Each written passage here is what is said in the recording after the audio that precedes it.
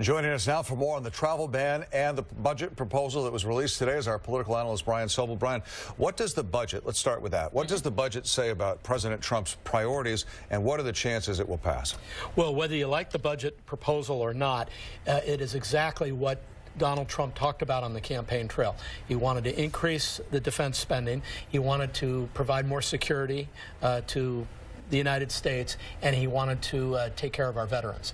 Now, all of that means that other agencies are going to have to give up part of their budgets for it, to the tune, Frank, of about $57 billion in the proposed budget.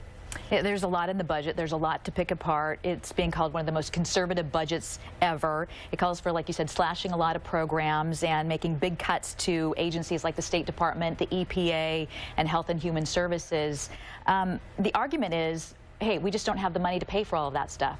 Well, that's always the argument, and you've got to make choices. So 3 giant agencies were winners, and 12 others are going to pony up the money to put towards defense and those sorts of things. But remember what Paul Ryan said and Rob Roth in his report.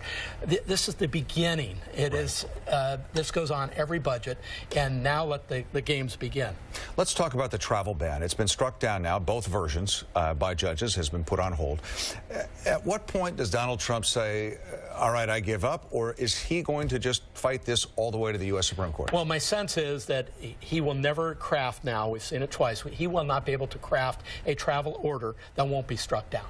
Somebody somewhere will strike it down, some federal judge. So he's going to have to go with one of those orders and start sending it through the court system, up to and including the Supreme Court, or go to Congress and say, hey, we need a new law.